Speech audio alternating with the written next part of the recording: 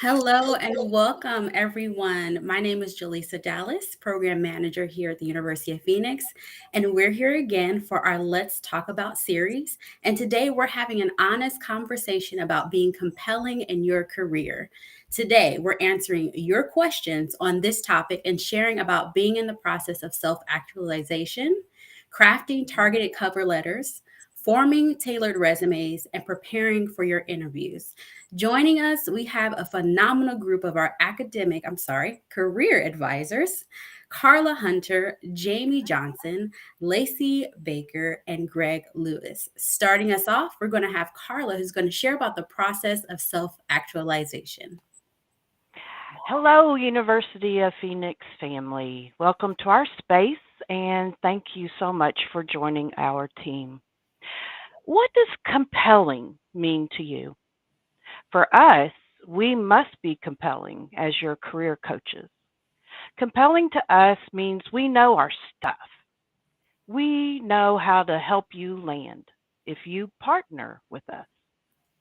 And also to be motivated is also very compelling. There is a theory of motivation better known as Maslow's hierarchy of needs. Maybe you want to Google it when we're done, but it's phenomenal. One thing amazing is that we have to be physiologically sound. In other words, our basic human needs must be met for us to start climbing. Food, water, air, reproduction. Those are our fundamental basic needs. And then we need shelter. It's a place to live where we call home. Next, we move towards the top. We're in the middle, trying to become our best selves. We need to belong, to be respected, and to be valued. And let's think about it. In the middle of becoming our best selves, we need to belong and we need to be respected, but we can also acknowledge in 2022 that we need hope. We need to belong bigger to something bigger than ourselves. So in March, what did we do? We were all self actualizing in March of 2020. And then the pandemic hit, and all of us tumbled down across the globe trying to meet our basic needs. We ran out of most everything like ketchup, hand sanitizer, toilet paper. We were on lockdown. We were isolated from our communities. We were asking ourselves compelling questions like, is someone I love going to die? Am I going to die? And in 2021, we slowly began to move upwards towards self actualizing again. Now, what does self actualizing look like for you? It is fascinating that Pew Research in 2021 indicated the two major reasons millions of us quit our jobs and went elsewhere is because, number one, we're underpaid, and number two, we don't feel valued, we don't feel a sense of belonging, we have no respect at work. So there is a huge talent drain happening right now. Maybe you quit because you weren't thriving in your job. You want more than just a job, right? And it does appear to be a job seeker's market, and that is good. A lot of experts are indicating it is. So, what we want to share with you today is you must be compelling because here's the reality. Every hiring manager will have to mitigate the risk of hiring you from an outside company. Remember, there is a huge pressure to retain talent from within and stop the drain. You can be sure one or two finalists will be from the inside. So here's our encouragement. Be confident, be compelling, and worth the risk to hire you. Show your talent, be your best self, and show the immediate value you will bring from day one. Thank you. Awesome. Thank you so much, Carla. I love the reality and the tone that you set for the foundation for us to be compelling because we are our best version of ourselves when we know the value of what we bring to the table. So thank you so, so much. Jamie, we're Hmm. going to have you talking about how we're crafting our target cover letters. Please let us know how to do that. Great. Thank you so much, Jaleesa. And thank you so much, Carla. It's so Yeah. inspiring when we recognize that we have the power to do something. And that is the exciting part, Phoenix, is that we get to do something about this through our job search tools. And we know we learn how to become compelling. We don't have to let the circumstance control us. And that's what we want to share with you today and inspire you because this is something you can definitely do. I think sometimes, especially when we talk about the process, cover letters. Cover letters seem like, what is a cover letter? Why do I have to write this letter of introduction, right?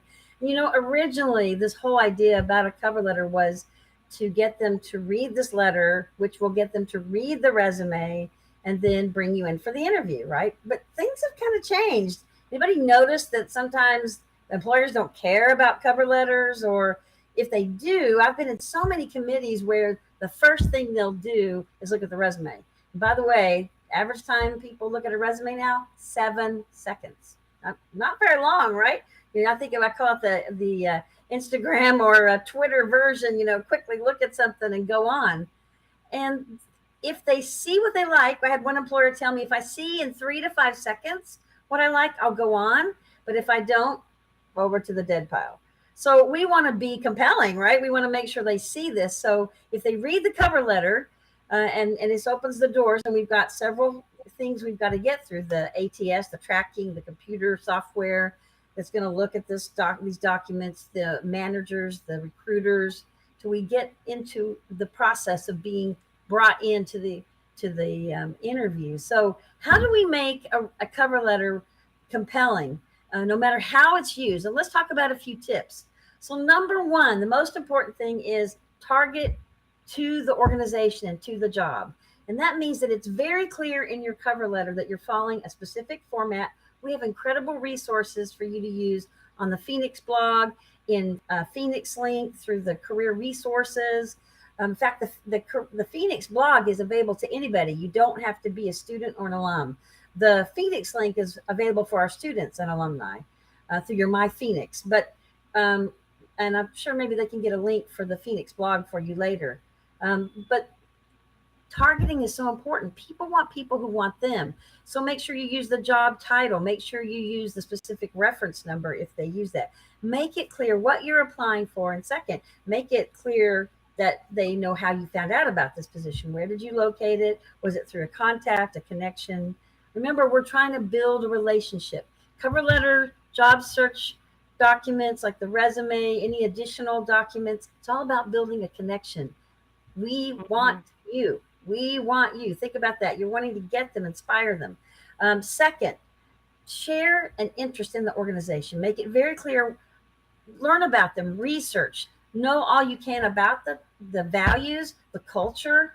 Do your inside research. Find connections through LinkedIn, through Phoenix Link Network, where we have inside scoop for alumni on specific people in the field. Look to your contacts, make a connection, and be able to talk about it within your document. And one of the ways we can do that is through a format called T format. And you can literally take specific information about you, usually take about 3 points, and use 2 columns.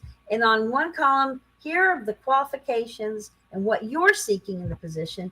And on the other side, and this is how I meet it, whether it's through education, experience, classwork, volunteer, internship, work experience, and you're demonstrating them. So number one, you've targeted them. Number two, you're talking about them. And number three, you're showing them how you're targeted for the job. And then finally, you want to make sure that as you wrap up your cover letter, because again, we're being strategic. We don't know how long they'll read this. We don't know if they read it, but the ATS could be scanning it, looking for those keywords, right? We've targeted them. We're using our keywords. We're talking their language. We're thanking them. We're appreciating them for the opportunity. And we're wrapping up and just summarizing again, how we are very compatible and the right candidate for the job, so that when we write a purposeful, targeted cover letter, we're compelling them that, yes, I want to get to know you a little bit more. You sound like you're in line with what we're seeking. And this way it'll help you, instead of sending in, I've seen them, the fill in the blank, don't write a specific answer. I call it generic job dating. Who wants to go out with a date? I'll take anybody, right? No, no. If you want somebody who wants you, right? So you're showing them in your documents that you want them and that they'll want you, right? They want to bring you in. So that way, as you go through the process, as you go to the next level, which Lacey will share a fantastic discussion about the resume, tying that in, that your job search documents will land you the interview. So good luck, hang in there, and just remember, you can be compelling. And thank you so much, Lacey. Hi. Well, awesome, Jamie. Thank you so much for that thorough explanation of the specific steps that we can take to create a compelling cover letter, to the point of thinking of it as a date. You want to know all the details and all the research, so make sure that you're incorporating that in there. And it sounds like clarity is key when we're talking about the cover letter. Thank you so much, Jamie. Lacey, I'm looking forward to hearing what you have to say about forming a tailored resume. Take it away. Thank you. Yeah. And thank you, Jamie, too, for that great intro. So another way, as Jamie was saying, to be compelling is through the resume, and really how you can grab that hiring manager or hiring recruiter's attention. The resume is a branding document at its core. So it can be thought of as that written introduction to key members of a hiring team. Its purpose is really to highlight your accomplishments and how they fit into that industry or the job that you're applying to. Like Jamie said, really tailoring it to that job, putting in that job title. It should be written with your future in mind, not focusing too much on your past. So if you have, medical history, but you're going into, office work, you want to focus on the skills that are transferable to office work in that resume. It's really helpful to get across that value that you can bring into a role in the resume, again, through those, transferable skills. And this is also something that people tend to misunderstand, but the resume should be written with the reader in mind. So while it is about you, it's also about the person who's reading it. So this means considering the length, the style, the content, the depth that you're putting into that resume, so that the reader finds the most important information quickly, so that, they know it's in a good format for, reading from top to bottom. This is helpful for them, but it's also helpful for you, because imagine if you have that information on the resume at a really easy level, that, the key information is where it needs to be on that resume. It's going to definitely help you stand out to other people whose resumes may be a little bit more, in the weeds, and maybe not have that tailored information on there as clearly. It can be also helpful to keep in mind that when you're writing that information, you're really telling that story. You're wanting to share your accomplishments, your successes. That's going to be what makes you compelling to a hiring manager. And being able to highlight that on the resume is going to be super important and helpful to kind of break through that barrier. And as Jamie mentioned as well, even ATS systems. You can do this by tailoring the resume to the job posting. So maybe you can think about, specific words that the job posting is asking you to have, in terms of experience. And then also but then, maybe even going a step further and contacting employees in a, target organization that you're interested in, so that, hey, is there any, secret or hidden sort of skills that they're looking for in this job that maybe didn't make it in the job posting because of when it was posted. Things like that can really help, you stand out to the, to the masses that are applying to the job as well. So when you do the work and you know what the company is really asking you to do, when you understand that problem that you'd be solving, by getting into this role, that's how you can make your experiences, your education, your training, and other things that you've experienced tailored to that role. So that's really why we encourage folks to tailor their resumes, because it is important for them to take the time to focus in on that job posting and how they can solve the needs of an organization, and being aware of what those needs are. That's really going to help you stay compelling and get through to a hiring manager, and hopefully that next step in the hiring process. Thanks. Awesome. Thank you so much, Lacey. I love how you described it as a branding document, keeping the future in mind and also the reader. And of course, the key word in all of that is tailoring it. You have to be specific to the organization for which you're seeking employment, because otherwise they're not going to see you. And we want them to see you. Now, Greg is going to give us some insight on preparing for interviews. Now, this is going to be good. Greg? Thank you, Jaleesa. So glad to be here with everyone. It's really exciting. And I wanted to thank Carla. I really like the way that she kind of set up our conversation today. And really, it's amazing to think what we've been through. So, you know, I think from that standpoint, it's really important to appreciate, be grateful for where we are, and we can have conversations like this and move forward. Something that Jamie pointed out that I kind of liked was the dating reference. When I think about interviewing, people typically fall into two camps. They love it. They think they got it, you know, bring it on. Then there's everybody else who's scared and can't stand the process and doesn't know what to do. I like to maybe change that mindset a little bit to help you be compelling, and think of the interview as a two-way conversation, a two-way street, kind of like a date, right? So it's not just you trying to convince somebody that you're the right person. It's also an opportunity for you to see if the employer is the right destination for your career as well. And I think that's a small thing, but that mindset change can really benefit you because it takes the pressure off, like it's all on you. So there are a couple things. I mean, you've done your resume, you've done your cover letter, hopefully some other job search strategies have helped you land the interview. And whether you fall in one of those two camps, I still think there are some important things to consider in the interview process. So first and foremost for me, and something that I've heard over the years from hiring managers and also recruiters, is that you have to always do your homework. So you can't just roll into the interview. Obviously, they like something about you. They've seen what you are on paper. So you're qualified to some extent. But you need to do more than just that. You know, as Carla mentioned, it's pretty likely there's going to be internal candidates that you're going up against. So they have an advantage because they're inside and they know how the company and the culture operates.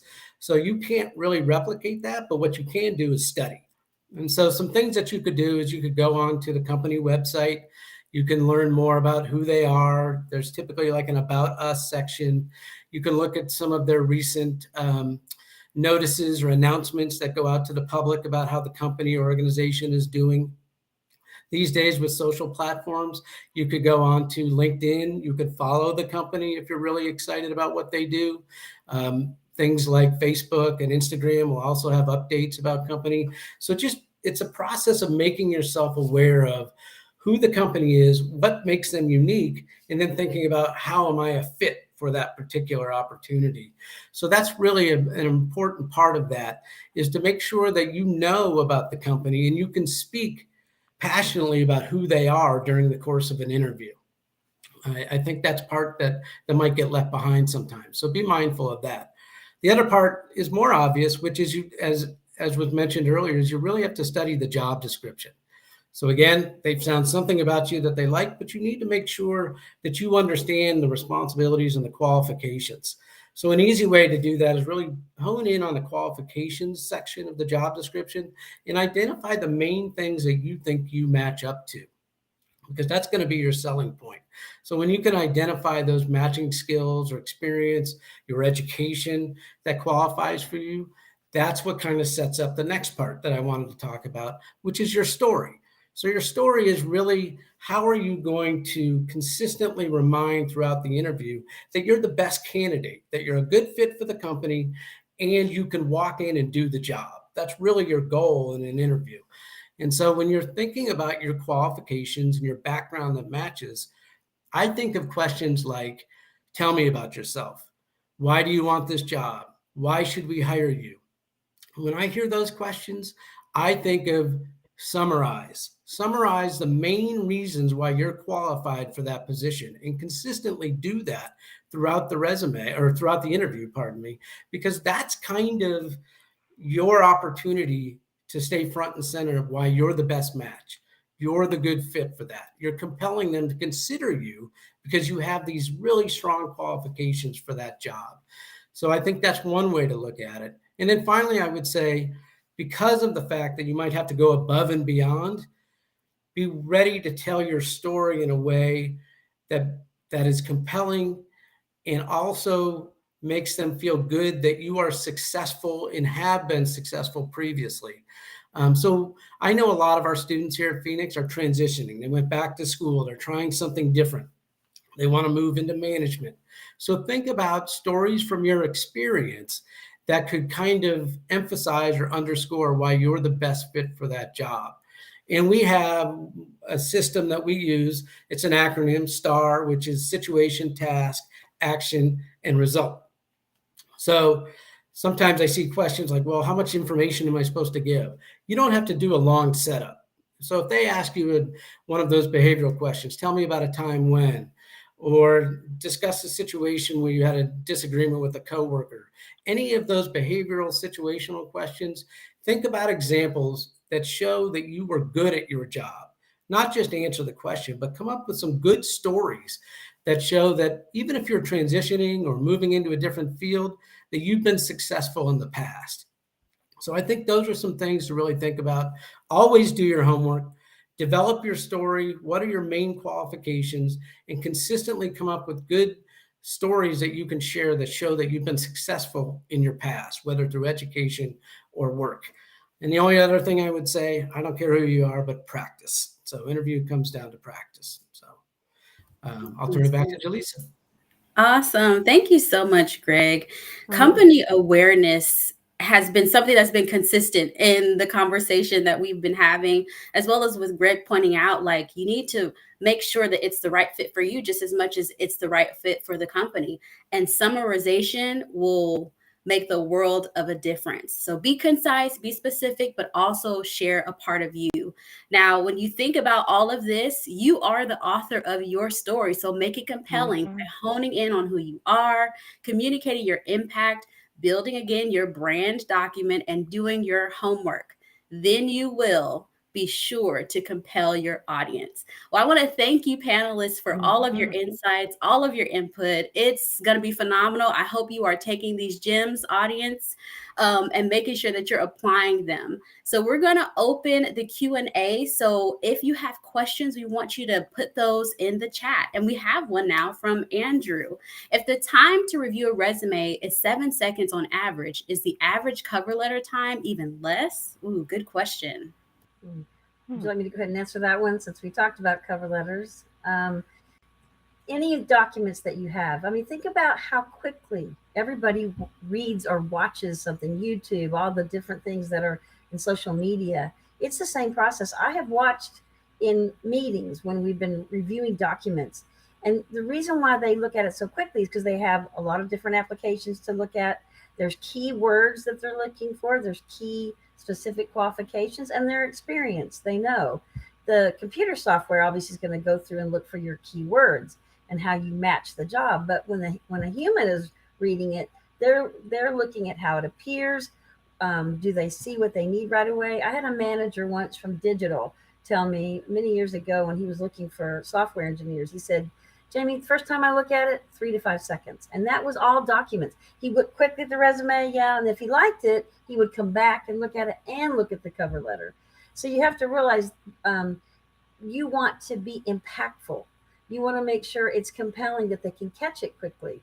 With the cover letter, the one thing that can happen is because if they see what they like in the resume, they're going to come back and they'll read in depth. And I noticed that in a committee I was in once. Everybody read, looked through, picked out their resumes, and then went back and looked at the whole application. So just think of this in terms of the whole process. Think how quickly you can make an impact to target your job date, to target the employer and what they're seeking. Awesome. Thank you so much, Jamie, for your response. Impact is key. And thank you, Andrew, for your question. Do we have another? Looks like we do.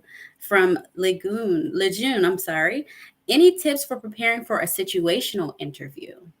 That's a good So I'll question. take that one. I think the most important thing in preparing for an interview question is to think about it for a moment before you answer.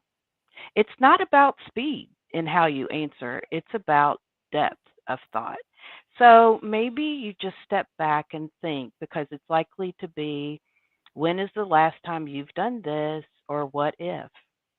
And then if you actually haven't experienced it before, don't let anxiety bring down a fog. If you haven't experienced it before, imagine what would you do if you do it in the future? And then say, I haven't experienced that before, but I know what I would do is this. So easy, simple conversation. Don't allow anxiety to bring the fog because when that happens, it's hard to see, hard to think, hard to speak. So deep breathe, everyone, deep breaths. I had to take one there myself. Greg, did you want to add a little to that? Well, Or did I you think she's cover it? spot on. I mean, yeah, I understand the anxiety part. Yeah, I mean, and you can get in the fog and lose your train of thought real easy during the course of an interview. So I do like the idea of pausing. Silence freaks people out in interviews, but it's okay. And I think from a situational standpoint, what I was trying to touch on earlier is like really focus in on whatever story you want to tell, in that regard. What is your action? What did you do? And I think that's really the key part because sometimes you can't control the result in the situation, so it's really focusing in on your particular action, and hopefully it was a positive one. Obviously, you don't need a ton of stories, but you just need good ones that put you in a good light. Can I I add agree. something? There's yes. Oh, I'm sorry, I didn't interrupt you. I just wanted to say something. You reminded me of something. One time I was in an interview many years ago, and I was sharing how I like working with students who are, undecided and not sure what they want to do. I had an associate dean at this university turn around and say, "Okay, Jamie, I'm going to be the student. Convince me what I need to do next." And we were literally put in a situation, talking about situational interviewing, where I had to counsel, advise this student in front of, there must have been 25 people in this meeting. So I want to go back to what Carla said and what Greg said. Number one, get control of the moment, because I had to stop and think quickly on my feet. And I put myself suddenly in the role like I was meeting with a student for the first time, which I'd done many times. And all of you you have experience and background, but when you get thrown in that situation, it's like And I stopped and I thought, and I just started talking to the person as though I was interviewing. So go back to what you know, take a breath, go through and practice different scenarios in your mind before you go in the interview. Think of what other options or things could happen. And I was literally able to take that person, that associate dean, through and convince him what to do. And you can do the same thing, but take control of it. Don't let it control you. And just go back and be sure before you walk into the interview, you think about, I didn't think about being thrown into that, but I had questions similar from another perspective. So like they say, be prepared. That's one of your gifts you can bring into the interview process and land it. I so agree. There's nothing like being yourself and showing up truthfully in how you would actually implement that question or those strategies in an impromptu situation, and then taking a beat. And even if you, as Carla was saying, have not encountered it before, communicate that, because it's better off you being honest and sharing that perspective and saying, this is how I would. And then that gives people a perspective of, oh, wow, they can think on their toes. So I think those are really great tips. And thank you so much, Lejeune, for your question, and panelists for your response. Our next question is from Kanisha. And the question is, what is the stance on summaries these days? So Yeah. probably what's too long, what's too short? How do you wrap it all together? That one's for Lacey, 100%. Yeah, so if we're talking summaries on resumes, we're definitely still in that phase where people want to know what the rest of the resume looks like. So it's a great way to lead folks through it.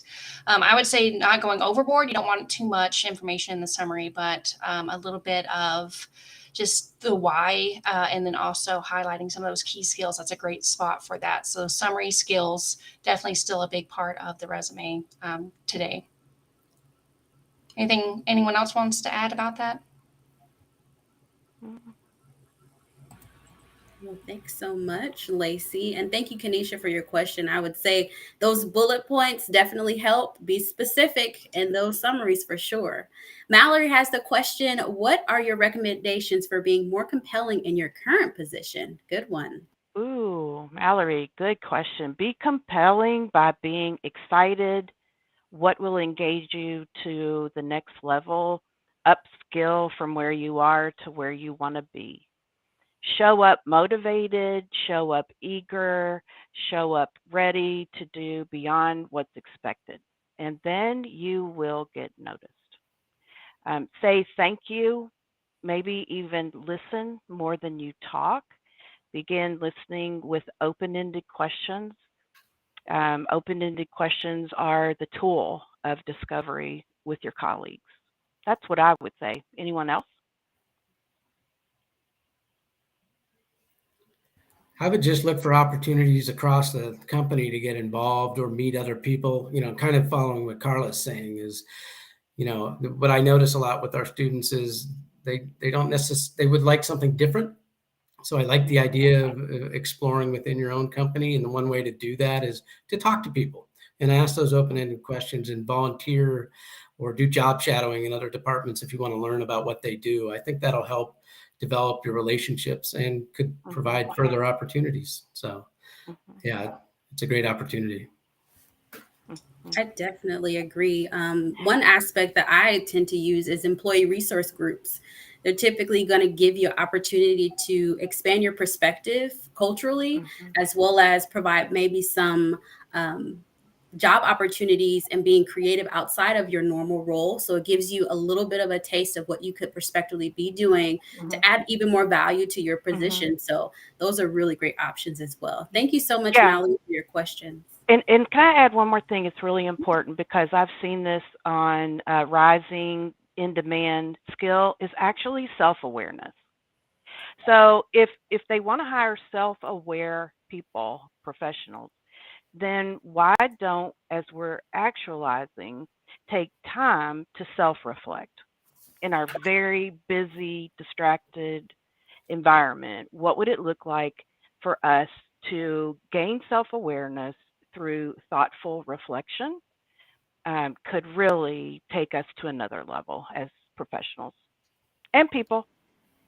I agree. And to the foundation that you set, Carla, the pandemic was an opportunity for us to, even though in isolation, really be introspective about where we are, who we wanted to be, and how we wanted to see our futures and what that could potentially look like. So thank you for sharing that. Mallory, thank you so much for your question again. Eric has a question. How can I be more compelling when I'm naturally more introverted? That's another good one. Ooh, that one's Jamie right there. Thank you, Carla. It's a good example how an extrovert can volunteer an introvert. 100%. One of the things that I find help me personally, I've been an introvert all my life, but I grew up around an extroverted family who compelled me to be extroverted when I was growing up. And you've probably been there too. When I practice something, when I know something, and you probably find this too, it's really easy for something to come off the top of your tongue, when you're talking, because you've talked about it. Also, when you know people and you have your inner group. And the way I find myself being able to be, as I shared earlier, being thrown into that interview with that associate dean, suddenly having to make up something, right? Because as an introvert, our strengths are to think about it first and then express what we're doing. So one of the tips I find is the more you practice the questions and interviewing, you're going to have the confidence to be able to come back because it's practiced in your mind. I find it's almost like little mini speeches. I think that's how I think about it a lot. The more information I have internally, when those unexpected questions come up, they help me to have the confidence. And the more I've researched and have confidence about what's going on with the job as much as I can, doesn't mean you won't get thrown into those extemporaneous moments as they happen. But practice, practice, practice, practice, practice the questions, know the information, know the job, know yourself, so that when you go into the situation, you'll have pieces of information you can pull when you need it. And second, do things you can, find people you can talk to, build up your confidence, feel good about what you're going to do, how you're dressed, whatever you need to build that confidence when you walk in.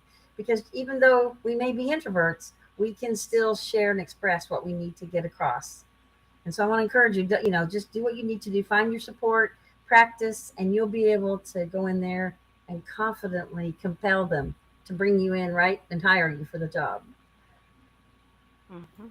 Thank you so much, Jamie. It's funny because I'm a combo introvert, extrovert. Like, I love my quiet time, but I can get in with the best of them. But one thing that really helps me is that I love to journal. And I love to be reflective. And so that aspect, when you come to the cover letter process, the resume writing process, writing that gives you the actual practice. So when you go into that interview or when you want to be compelling in your current role, you've already practiced it in writing. It's just a matter of communicating it with a friend or with a colleague of how you want to be better. Thank you so much, Eric, for the question, and Jamie for your response. Our next question comes from Jennifer. When sharing wins and successes, how much detail should I provide?